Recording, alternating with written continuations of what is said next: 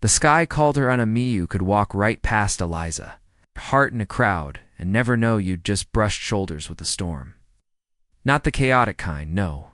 Eliza was more like the stillness before thunder, calm, soft-spoken, with eyes that could see horizons others never dared to dream of. But this story doesn't start with triumph. It starts with rejection, mud, scraped knees. And a sky too far out of reach. Eliza came from a town so small, it didn't even have its own traffic light. Cedar Creek, Wyoming population, tired cows, and stubborn dreams. Her house was a modest structure on a long stretch of dust and wind. No silver spoons, just aluminum forks and grit. Her mother, Miriam, worked 2 jobs, diner waitress by day, hospital cleaner by night. Her father, gone. Air Force pilot, disappeared like vapor trails, never looked back. But Eliza, she looked up. From the age of 5, she'd stare at the sky the way most kids stared at cartoons. Airplanes weren't just machines to her. They were dragons, stallions, vessels of freedom.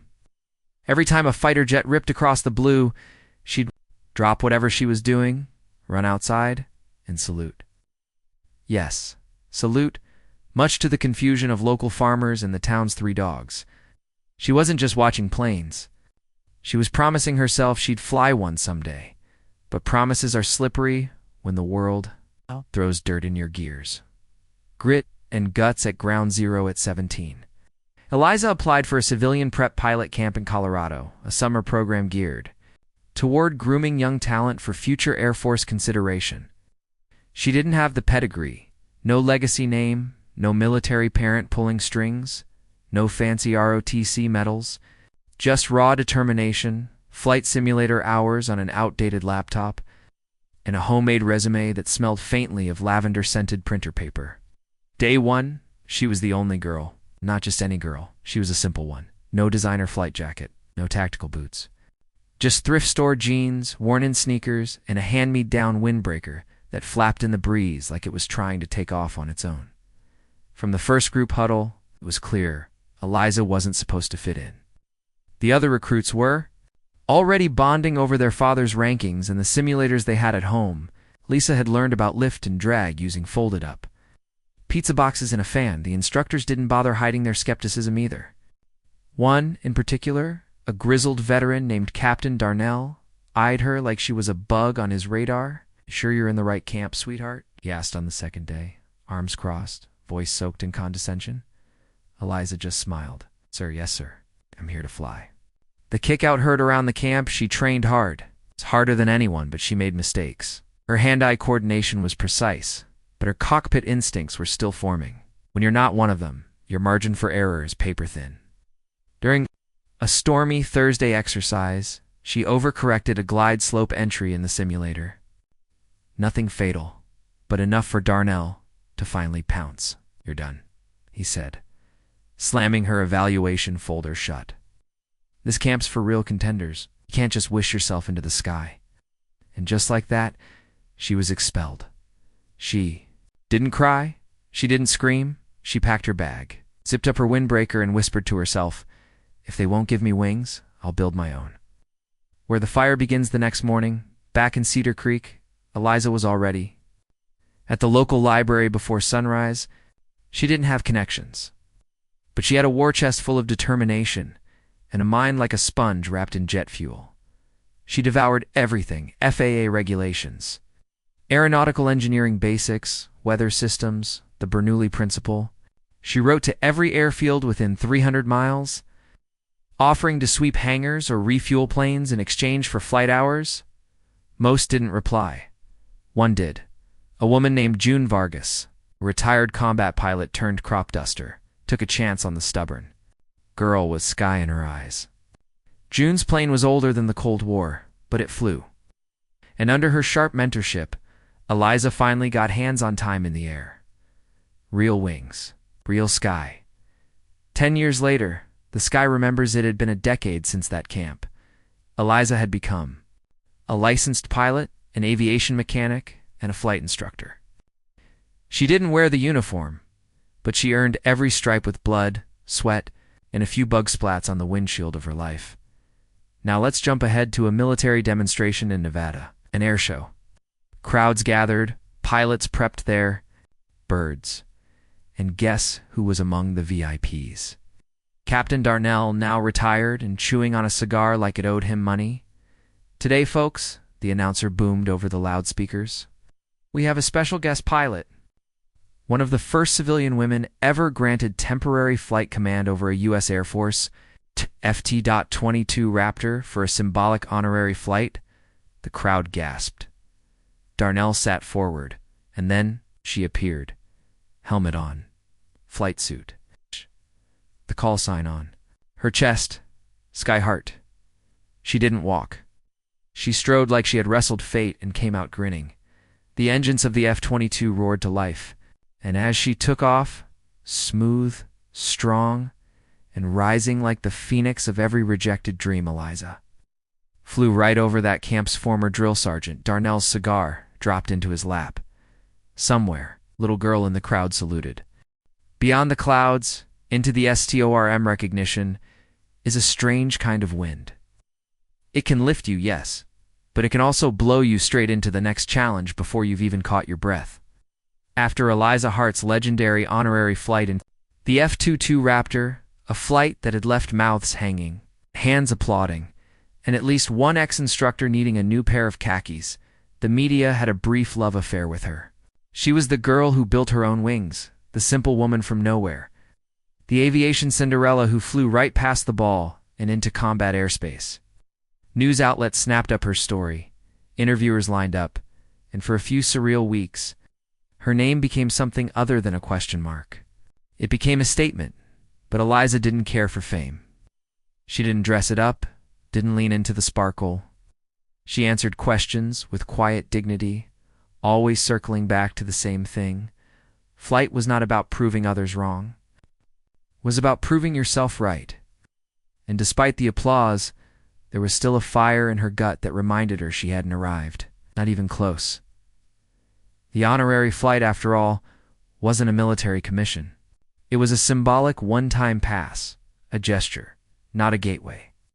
She hadn't been recruited, enlisted, or offered a seat in a fighter squadron.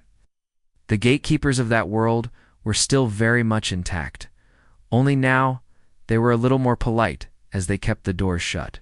The military pilot track was designed like a labyrinth, with requirements, bureaucracy, and 1,000 ways to say no that didn't use the word no.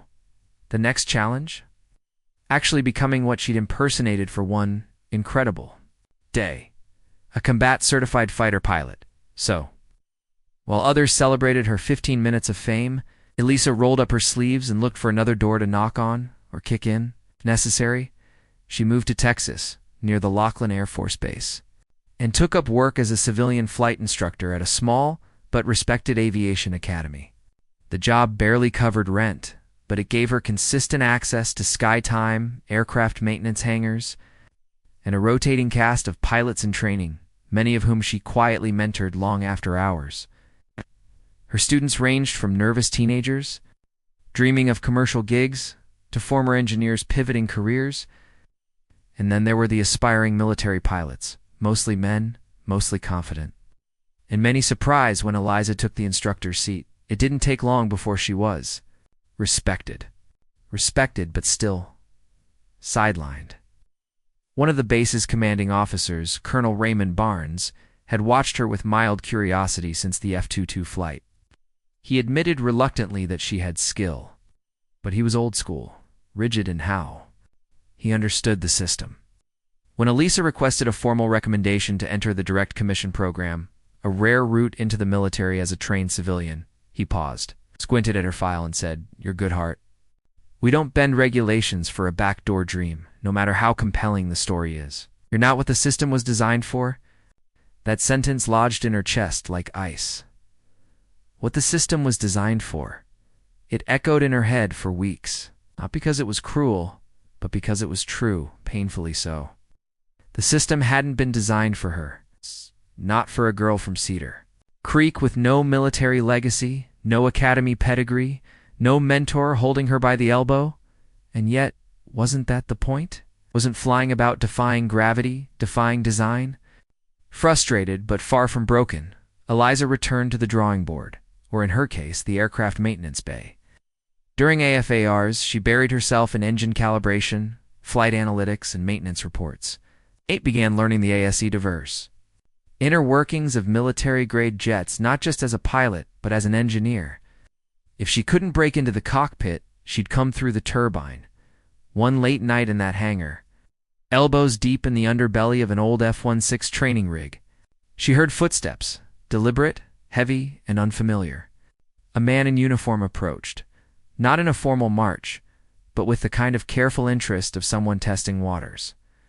He introduced himself as Major Hassan Wild, an Air Force Systems Operations Analyst recently reassigned to the base.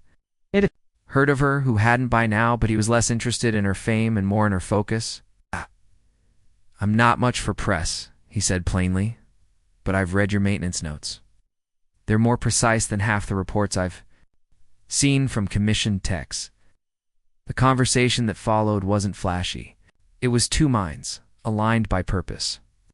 Sorting through the inefficiencies in fighter jet systems and flight behavior under stress, Major Wild didn't flatter her. He challenged her. And Eliza responded in kind, her answers quick, her insights sharp. After an hour, he looked at her squarely and asked a question no one had ever asked her before. "What would it take for you to stay in the cockpit for good?" That was the moment something shifted. Not in the world, but in Eliza. With Major Wild's help, and after months of navigating red tape thicker than a Florida swamp, Eliza finally got her chance to sit for the qualifying trials required for a special pilot transition program, a trial program not widely publicized. Legal and real. Only a handful of civilians had ever passed it. The test wasn't built for fairness. It was built to eliminate doubt. There were simulators simulating emergencies most pilots would never experience. There were high-G pressure chambers, zero visibility, navigation tests, and psychological profiling that could make a statue sweat. She aced all of them. Not perfectly, but with resilience, skill, and a mental toughness no spreadsheet could measure. And still at the end, there was hesitation. From the review board. Not because she lacked ability, but because she was still an outlier. An anomaly. But Major Wild, who had since become both an advocate and a quiet friend, submitted a classified operational performance review from a shared test flight. He had insisted they take together a review that laid out, in exacting language, the simple truth: in combat conditions, I'd trust Hart with my life. She flies like she was born in the clouds. That was the nudge the board needed. Eliza Hart was officially approved for a conditional military pilot integration. It's not symbolic, not honorary, official, but life, as it often does, doesn't serve clean victories without a little turbulence. As she began training for actual combat readiness, she found herself partnered with Lieutenant Maxwell Voss, a hotshot academy grad with more charm than humility. He was fast, bold, and a bit of a cowboy in the cockpit. He also didn't believe she belonged there. To him, Eliza was a PR project. It's a nice story with a helmet. Their first training flight together was chaos. He didn't follow her calls. She didn't back down. The resulting debrief was tense enough to fog up the windows. Voss challenged her to a mock dogfight the next day, a test run that wasn't on the schedule. Eliza accepted without blinking. The morning of the test, the sky was clear, painfully so, like the universe was trying to remove all excuses. The simulated combat exercise was intense. Aggressive maneuvers, sharp rolls, surprise dives. Voss came in hard, overconfident, pressing her to retreat. But Eliza didn't flinch. She anticipated his pivot, used his own momentum against him, locked him in a perfect tail trap before he could blink. Back on the ground, he removed his helmet, stunned. "How did you?" She smiled, brushing past him. "You forgot? Built my wings from the ground up. You were just handed yours." From that point on, respect came easier. Not because she demanded it, but because she had earned it in the only way that mattered to pilots, in the air. But Eliza still had a deeper goal. beyond the flights, beyond the accolades. She wanted to create a bridge, a real, lasting path. For others like her, women, outsiders, kids from nowhere towns who only had YouTube videos and dreams bigger than their hometowns. So she began mentoring more openly. She hosted workshops. She wrote articles under a pseudonym that quietly went viral in the aviation world. And she began lobbying for a civilian-to-combat pilot transition track that would be more accessible, more transparent, and more welcoming. One night, after a late-night training debrief, Major Wild asked her what her endgame was. She looked out. The hangar window at the stars, so bright and unbothered, and said simply, "I want to make the sky reachable, not just visible." Storms that write your enemy in the wide blue silence above the Persian Gulf. Eliza Hart was no longer the girl from Cedar Creek. She was not the expelled student, not the footnote in a dusty folder, not the subject of some feel-good article about grit and girl power. It's up there inside a roaring F-16 Viper, slicing through 30,000 feet of altitude at Mach 1.2. She was calcined Skyheart, combat ready, locked in formation with a squadron that still didn't know quite what to make of her. Deployment wasn't glamorous. It wasn't Top Gun. It wasn't swagger and sunglasses. It was sweat, heat, fatigue, and the constant hum of jet engines in the distance. It was sleeping with one eye open, knowing that in a region this tense, the wrong click of a radar could mean the difference between life and legacy. Elisa's unit had been tasked with reconnaissance and air support operations for Coalition. Ground teams spread across a notoriously volatile stretch of terrain, a region whose political temperature could turn infernal in a heartbeat. She was the newest flyer in the group, the rookie with the media-shadowed name, and while command had cleared her for active engagement, trust wasn't something you earned just because someone upstairs stamped a paper. Most of her teammates still carried a polite distance, including Lieutenant Maxwell Voss, who despite their earlier tension had started to orbit closer to a grudging camaraderie. No longer doubted her skills, but respect in a squadron wasn't just about who could fly a straight line or handle turbulence. It was about who you wanted on your wing when the sky turned red, and that sky, it turned red far sooner than any of them expected. It began with a sudden communication blackout. From a forward observation post near the border of an unmarked hostile zone. The mission was supposed to be routine visual confirmation of ground movement, minor air surveillance, maybe a flyover to rattle any hidden nests of insurgents. Eliza and Voss were paired for the op, tasked with flanking the region and providing aerial oversight while the ground team prepped for extraction. It sounded simple. It was not. Within minutes of entering the zone, their radar systems began flickering with inconsistent echoes. At first, it looked like a software hiccup, maybe. Signal interference from the mountainous terrain. But when the blips started showing coordinated movement formations that couldn't be explained by wind or birds or shadows, the reality settled in like a punch to the chest. They weren't alone. And the enemy had equipment far more advanced than intelligence had predicted. Eliza's hands moved instinctively over the controls. Her voice in the comms was steady, precise, no hesitation, no fear bleeding through the edges. Command, we've got unconfirmed aircraft signatures moving at Vector 187. Possible stealth engagement. Advise? The reply crackled with static, and then nothing. Dead silence. Voss's voice broke through the comes next, tight with adrenaline. We've lost comes uplink. They're jamming us. Hart, you seeing this? I see it. Keep your pattern low and tight. They dipped low, hugging the curvature of the land like shadows with wings, their engines throttled down to limit detection. It was textbook evasion, but this wasn't a textbook threat. Within moments, 2 unidentified aircraft peeled out. From the misted ridgelines, dark silhouettes flying without navigation lights, no insignias, no friendly pings. Just sleek black metal and menace. Eliza's heart pounded, not with panic, but with calculation. She'd trained for this, not for glory, for survival. She checked her systems, verified missile locks, and opened her coms to Voss. Engagement rules? Shoot if they shoot. Until then, hold. Seconds stretched like hours. The enemy.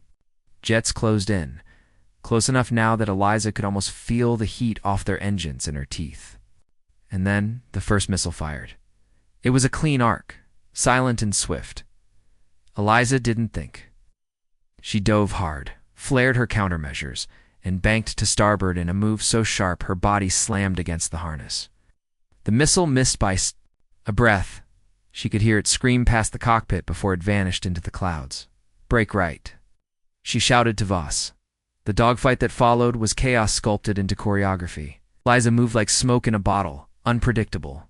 Fluid, sharp. She used the terrain as a shield, ducking through canyons and looping tight turns that nearly blacked out her vision. The enemy wasn't just skilled, they were ruthless. Whoever they were, they flew like ghosts, and they didn't miss twice. But Eliza didn't fly to impress anymore. She flew to win. And she remembered something June Vargas had once told her back in that rusty hangar years ago. The sky doesn't care who you are, but it'll remember how you fly. She used her knowledge of the Viper's heat signature decay to stage a deceptive climb. Made herself appear vulnerable, and when one of the enemy jets took the bait, she flipped, reversed, and locked him in a missile cone before he knew what hit him. One press of a button, and the sky lit up like fireworks. The second jet peeled away. Retreating as Voss rejoined formation, his voice panting in the coms. "You just ghosted one of the best pilots I've ever seen," he said, voice caught between awe and something deeper. "I'll never doubt you again." "Good," she replied, pulling them back toward extraction coordinates, "because I'm just getting started." The aftermath of that mission rippled through command faster than a viral headline. The intel retrieved from that skirmish exposed a deeper, more dangerous escalation in the region. Eliza's quick response and aerial kill confirmed not only her skill, but her instincts. Instincts that saved both her and Voss from being nothing more than smoke trails in the sky. She received her first official combat commendation 3 days later. But it wasn't the medal that made her pause when she held it. It was the inscription on the certificate attached. "For bravery above and beyond, and vision below the radar." That phrase stuck with her. Not because it was flattering. Because it was true. She had always flown below the radar. In life, in her dreams, in every system that said no before she could say, "Watch me." And now, she was on the radar. In a very big, very real way. Yet the victory came with weight. That dogfight had changed something inside her. It's the memory of that missile, the sound it made, the realization that she could have died. It haunted her, not with fear, but with purpose. She hadn't flown just for herself. She had flown to protect. And she realized, more deeply than ever, that this was what she was built for. Not headlines, not speeches, but service. Still, war zones weren't solved with one dogfight. There were more missions, more late-night strategy sessions, more quiet walks across the airstrip in the dark, where the only sound was her boots on the tarmac and the hum of engines warming up. Somewhere in the shadows, her bond with Voss grew stronger. He no longer looked at her as an outsider, but as a co-pilot, a comrade, and maybe, in unspoken moments between missions, something more. They shared scars, flight logs, and the kind of silence only pilots understand. The silence that exists before takeoff, when anything could happen and everything matters. In a letter to her mother, her first in weeks, Eliza finally wrote the words that she'd been carrying in her chest since Cedar Creek. "Mom, I'm not chasing dreams anymore. I'm flying in them. And every time I come back to the runway, I'm reminded of that old sky over our porch. I used to think it was too far away. Now I know it was always waiting for me." The weight of WANGS, the desert sky, looked different at dusk. Was less of a backdrop and more of a mirror, reflecting back the emotional residue of those who flew through it. By now, Eliza Hart had flown more combat hours than some junior officers, twice her rank. She had saved lives, earned her own call sign through blood and brilliance, and carved a reputation that stretched far beyond the edge of the tarmac. And yet, in the quiet between sorties, when the helmet was off and the adrenaline faded, she felt something begin to shift, something heavier than gravity. Combat wasn't just action and instinct. It was aftermath. It was the late-night debriefs, where the weight of every decision bore down like atmospheric pressure. It was reviewing the footage of a missile she launched, wondering if the target had ever seen it coming. It was standing alone in the hangar after everyone else had left, hands resting on the cool hull of her fighter, eyes closed. Trying to remember the last time she flew without purpose, hanging like lead in her chest. For Eliza, the sky had once been a symbol of freedom, open, limitless, unjudging. But now it felt tighter. Not because her wings had shrunk, because her responsibilities had grown so large they could barely fit in the cockpit with her. In the months following her first kill, Eliza had risen through the ranks of her unit with a speed that was both awe-inspiring and quietly resented. She wasn't just the pilot anymore. She was being shaped into something more, a symbol, a benchmark, maybe even a figurehead. Command began pulling her into strategy sessions, typically reserved for long-time officers. She sat in rooms full of war maps, drone feeds, satellite overlays, and stern faces who now addressed her not as a novelty, but as a force. But recognition, she learned, was a double-edged propeller. With every opportunity came scrutiny. While some embraced her rise as a necessary evolution of a dated system, others clung to their discomfort like it was doctrine. She overheard their sideways comments in corridors fast-tracked. They whispered, "Token trailblazer," as if the medals on her chest were souvenirs instead of scars.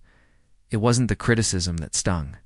It was the implication that even after everything, even after the blackout mission, after leading support flights that averted ambushes, after sacrificing sleep, comfort, and normalcy, she was still, to some, just an exception to the rule. Rather than proof that the rule had been broken long ago, Major Wilde saw it. By now, he had become one of her few confidants, not because he coddled her, but because he understood her silence. They would meet in the early mornings in the operations tent or beside the mechanics' bay, sharing thick coffee in dented metal mugs, not always talking. When they did speak, it was honest. Brutally so.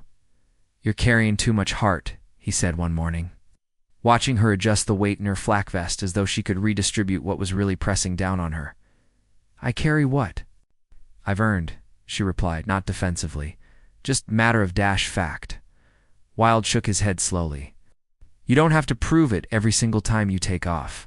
Elisa's gaze lifted toward the horizon. The sun was barely up, and the sky looked like a fresh canvas, a cruel illusion. Since war would stain it soon enough. "I do," she said quietly, "because they're still waiting for me to fall." Wilde didn't argue, just nodded, because he knew the truth that greatness earned outside. The rules always carried a heavier toll. Everything reached a boiling point 3 weeks later during Operation Coppervale, a multi-force collaboration between Allied units meant to flush out a major insurgent cell embedded in a village disguised as neutral territory.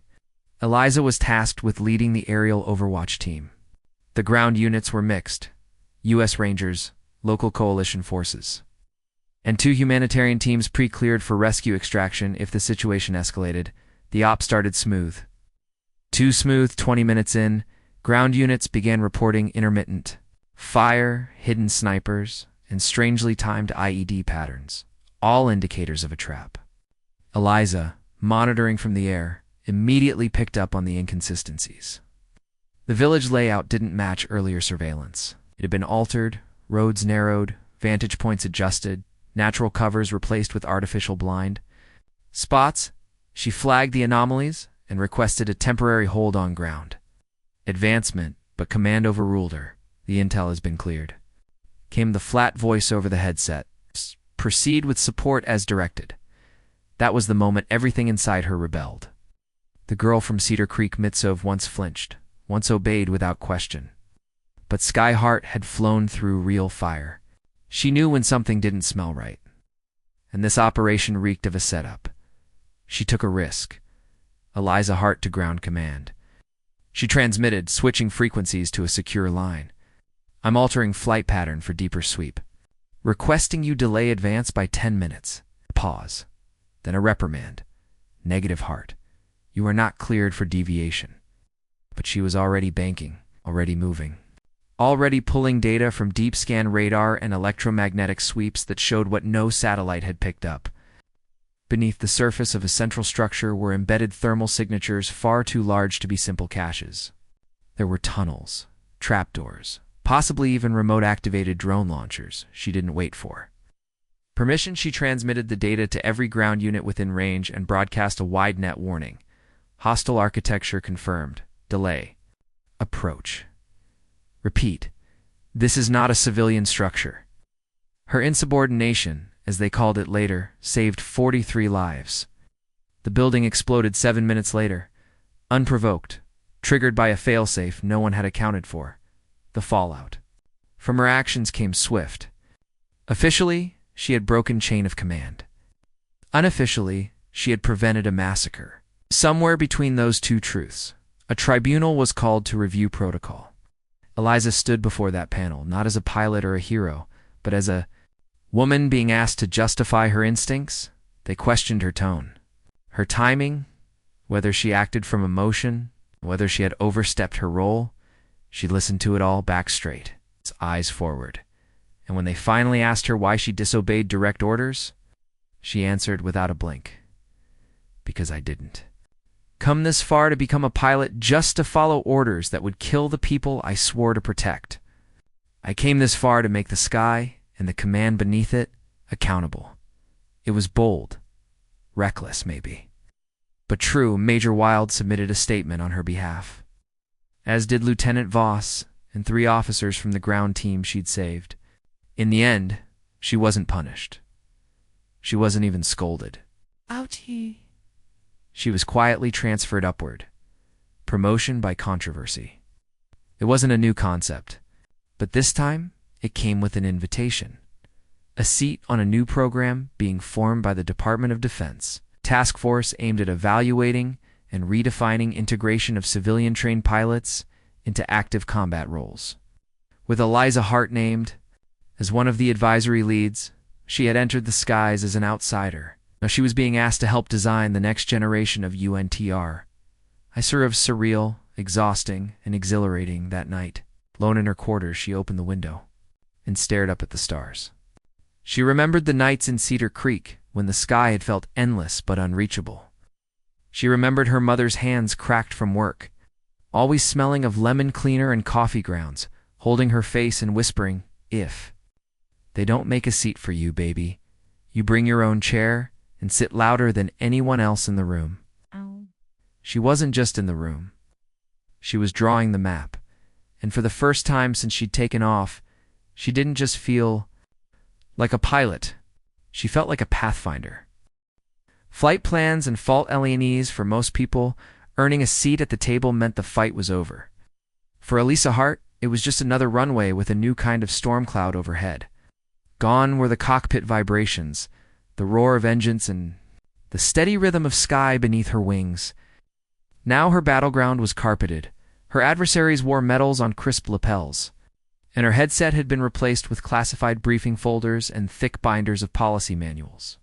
She wasn't flying at Mach speed anymore. She was navigating at the pace of institutional change, which, as she quickly learned, moved only slightly faster than continental drift. The new role placed her within the Department of Defense's Pilot Modernization Task Force, a cross-branch initiative intended to reevaluate how pilots were selected, trained, and commissioned across military and civilian crossover programs. It sounded noble on paper, but it was a minefield of red tape, legacy thinking, and quiet resistance from officials who had spent their entire careers upholding a system that wasn't designed for people like Eliza to succeed. Let alone rewrite the manual. Her title was Advisory Liaison for Civilian Integration and Talent Diversification, which sounded like a PR spin on token success story.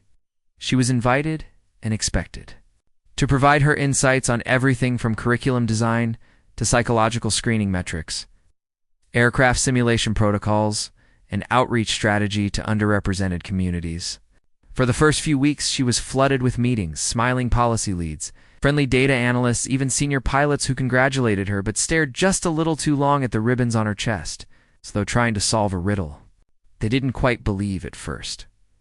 she played it their way. She spoke carefully, reviewed everything twice, and responded to every objection with tact and data. She knew how this worked. You ease the door open before you try to blow it off its hinges. Crucial. They didn't want her fire, just her warmth. They wanted her story, not her blueprint. She was a narrative, not a disruptor. They used her image in brochures, her quotes in recruitment campaigns, and her footage in motivational videos, all while politely shutting down nearly every structural proposal she raised. It started small. Scenarios to test for decision-making under pressure, rather than pure reflex, was under review.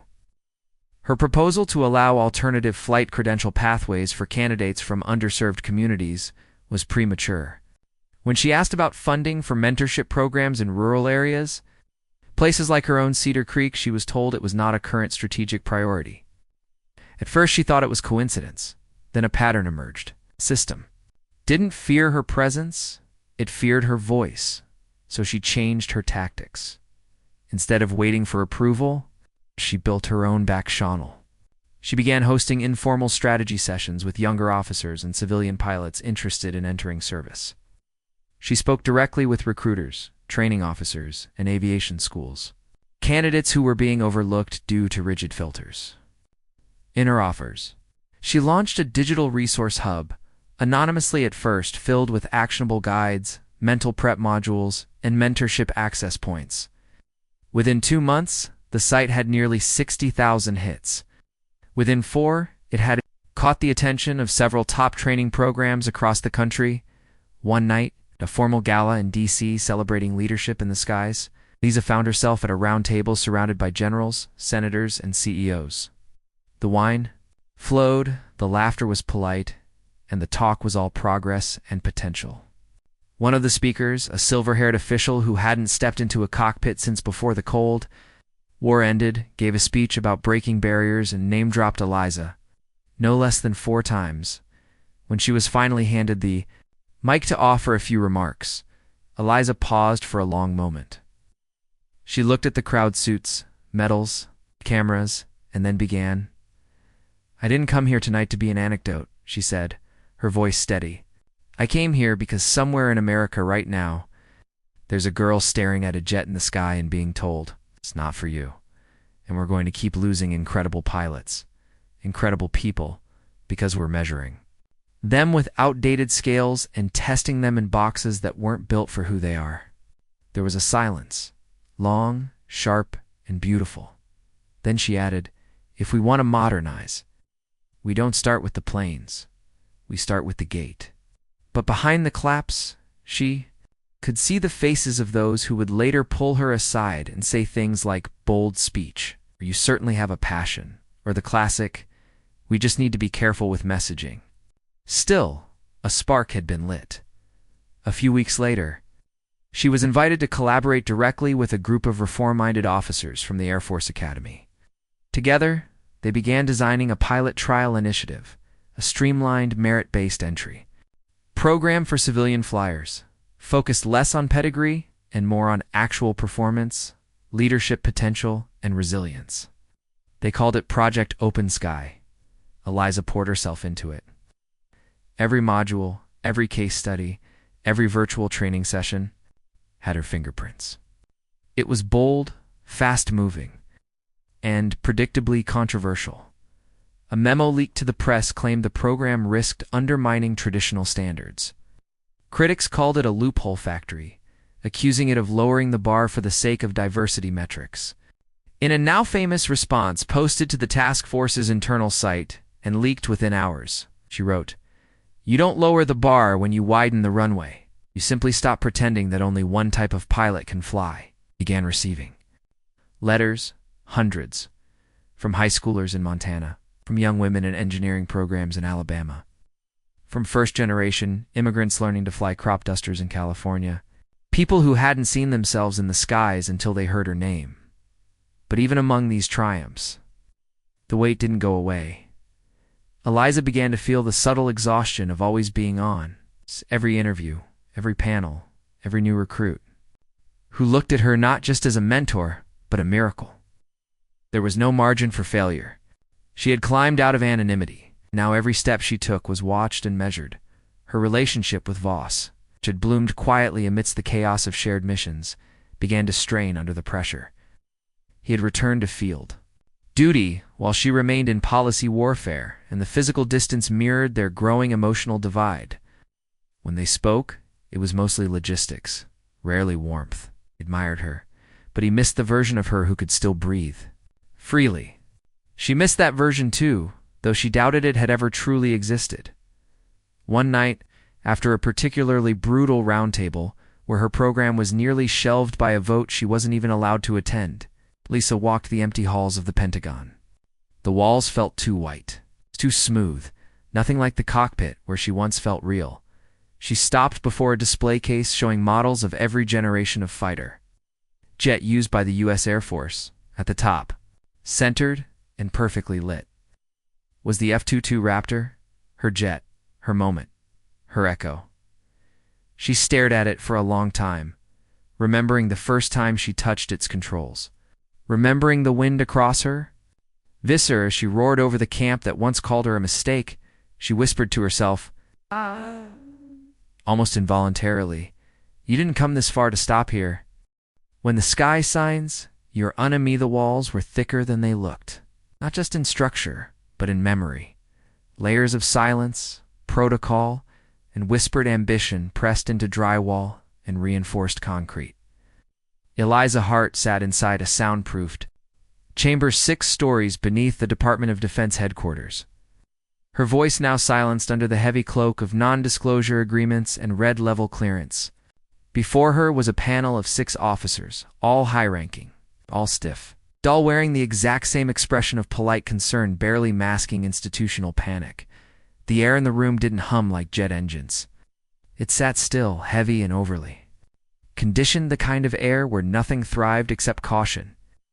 On the table before her was a single document, a classified review of Project Open Sky. The initiative she had built with her own hands. Her own blood, her own name. It was dying. They were killing it. Not with malice, not with headlines or scandal, but quietly, with memos and technicalities, budget reallocations, a recalibrated strategic focus, a handful of internal critiques from traditionalists worried about mission coherence. And worst of all, they wanted her to sign off on the restructuring. A neutered, sanitized version of her dream, stripped of what made it revolutionary. They even offered her a promotion, a new title, bigger office, higher clearance. Stay quiet, stay polished, stay visible, just not dangerous. It was the ultimate soft landing, and it made her sick. She looked at the men and women across from her, many of whom had smiled beside her at press conferences, toasted her rise at fundraising galas, promised support with one hand while rewriting her future with the other. Her mind drifted. Coffee. To June Vargas, handing her the control stick of a crop duster with no insurance. To those nights sleeping beside hangar doors in the dead cold, wrapped in grit and engine grease, dreaming about the freedom of sky, and now they wanted to clip her wings. Not with chains, but with comfort. She didn't raise her voice. She didn't have to. Instead, she stood, slow and certain, like she was in the cockpit again, steady under pressure, heart aligned with purpose. "I'm not going to authorize this revision," she said, sliding the folder back across the table as though it were radioactive. "I'm not going to smile for your next photo shoot while you dismantle the very thing you asked me to build. I didn't fight my way through dismissals, war zones, and arrogance to become the mascot of a system too afraid to evolve." General Kessler, the senior officer in the room, leaned forward, his fingers templed like a prayer. "Major Hart, this isn't about you, it's about cohesion. It's about avoiding disruption." "That's exactly what it's about," she said, her voice a velvet scalpel. "We've confused comfort with cohesion. This institution isn't falling apart because of disruption. It's suffocating because it refuses to breathe differently."